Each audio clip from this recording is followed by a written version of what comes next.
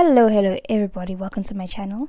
I am back with another video, and apparently the natural hair movement has failed us. So I want to touch on that and give you a reasonable response, but also the answer many men and women who answered this question when I did a poll on my Instagram page, Braids by Vuyo. If you don't know, I am a natural hair stylist and a natural hair specialist in training, because I feel like I should just say training because I'll always be in training, I'll always be learning.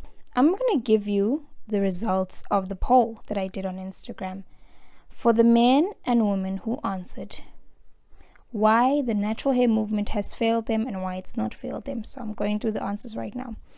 So my question was, has the natural hair movement failed you, and what is the reason for your answer? Out of the 120 something people that answered this poll, 33% voted yes and 67% voted no, it has not failed me. So I'm going to go through the reasons and then end off with my conclusion of what I think. So I'm going to go through the reasons of why some people feel that the natural hair movement has failed them. Let's go. One lady said it's not growing. Next lady said my hair breakage is too bad at the back and sides. You'd think I have a bob cut. The next lady says no good quality affordable hair products. Affordable ones are packed with unhealthy ingredients. Very true. And also, to make your own has become something for the rich, especially if you have other responsibilities. I'm not too sure about that, but I'll move past that. To some point, I feel I need to have curls and long hair only. My texture was not acceptable. That's a really tough one, because we all know texturism is real, and so I want to touch on some of that stuff in my conclusion. The natural hair movement lacks versatility. Wait, versatility in what? If we say versatility in representation, I would agree, but I'm not too sure what they meant by that. Influencers and hair companies make it seem we all have the same curl pattern and hair needs and time. Influencers, okay, I think that this is a 50-50, because in the beginning we were also excited about the natural hair movement, and everyone was doing everything, tutorials. I was even trying to help people out along with my journey when I used to post more on YouTube. And so I also did fall into the trap of posting whatever it is that was popular at the time. But I do think that this is a 50-50 effort. Influencers need to now post more realistic, in fact more personal routines, information, whatever the case may be, and consumers need to apply things with a pinch of salt, with their own research.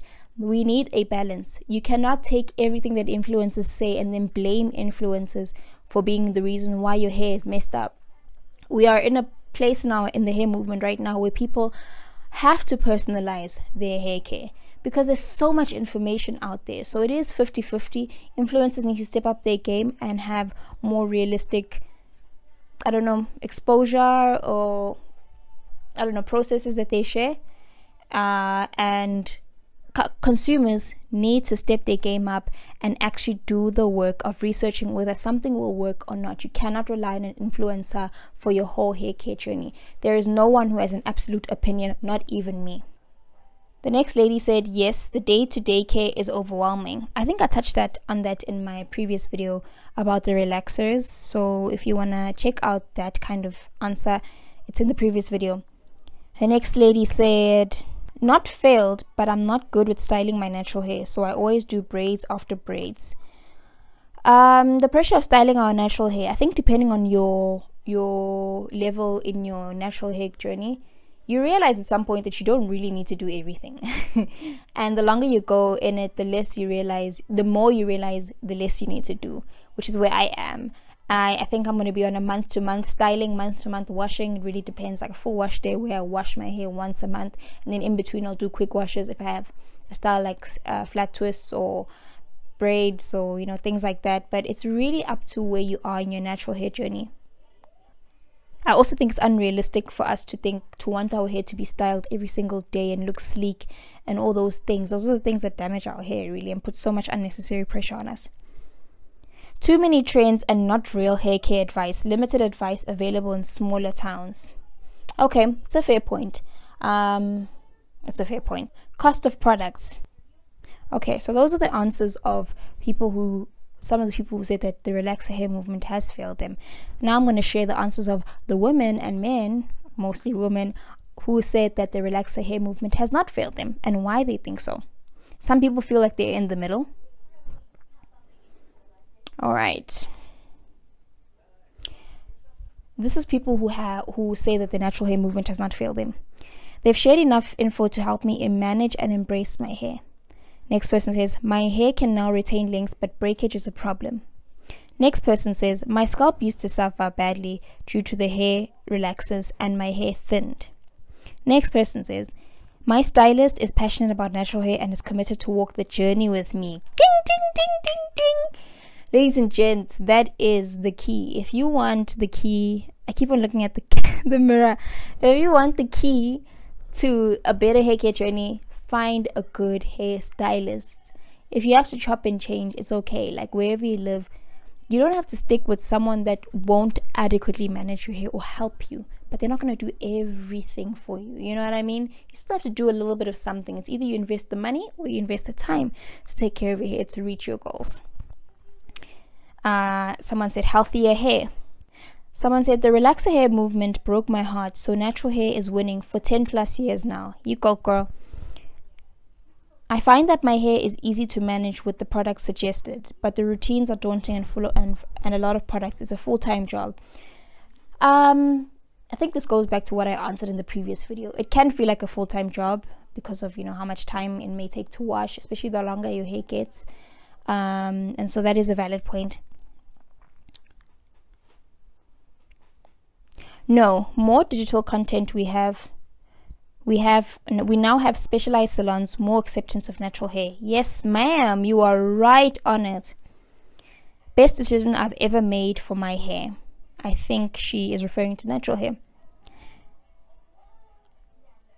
I'd still go back to my raw natural hair any day because it's easier to maintain. Well, for me, which is great for you. Some people genuinely have easy to maintain natural hair. Like, guys, it's not even beat around the bush about that.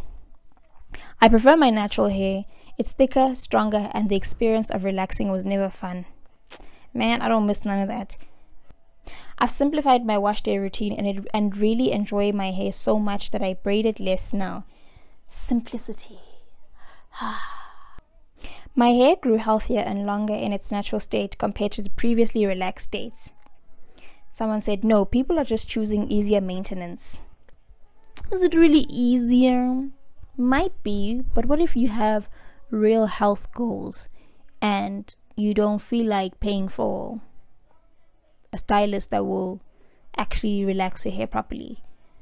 Are people actually invested long term in that? That's my question.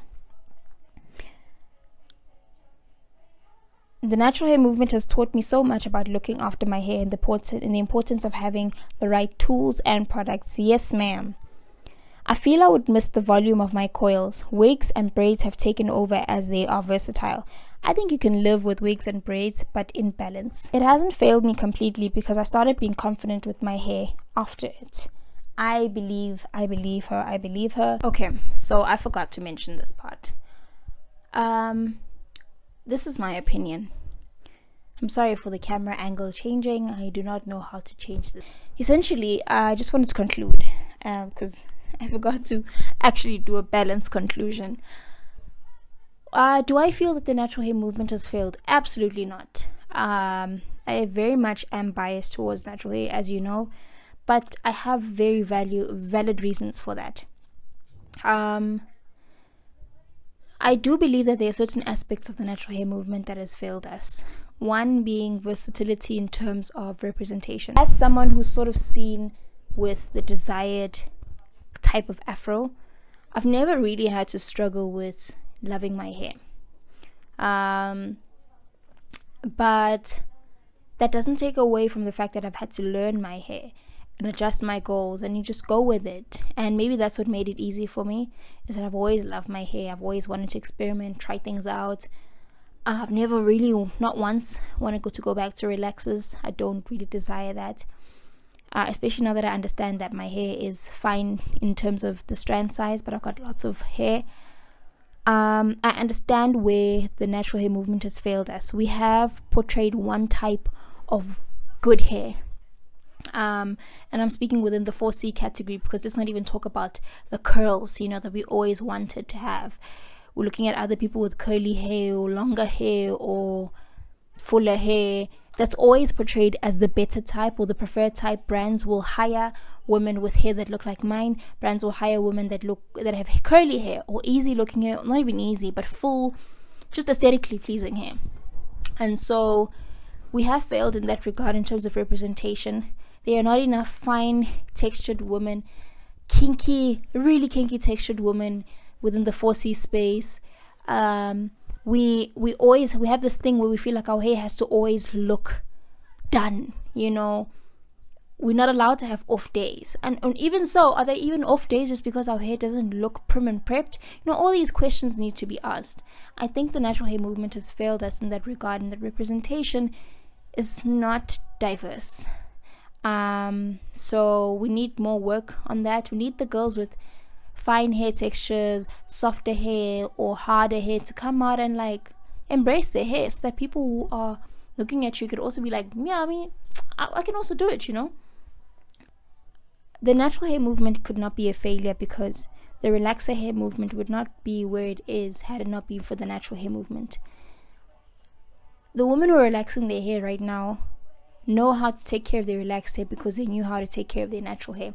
So had we not had the natural hair movement, as frustrated and tired as we could be over our natural hair, we wouldn't have quote unquote healthy relaxed hair, because the principles are similar. And so that's where I cannot agree with people to say that the natural hair movement has failed. If you don't personalize your natural hair for yourself, if you don't do the right research, or if you don't accept the hair that grows out of your head from the get-go, or learn to accept, I'm also still learning to accept aspects of my hair, then you're gonna have a hard time. You really are. Just like I want a big booty, but I have not worked for it, okay? I'm not gonna get a big booty. It's because I'm seeing girls with big booties and I'm like, where's mine? But where's my big booty? Because I'm not working for it, or I'm not accepting the fact that a big booty will come with the whole lifestyle change because I actually have to gym and eat more, or whatever the case may be. And so at the end of the day, it's really all up to you. We can't be victims about our hair. 4C hair can be a lot of work, but if you learn to adjust your mindset, I think you'll be fine. That is my personal opinion. I love natural hair, will never shift. And yeah, I hope that makes sense. Okay, bye.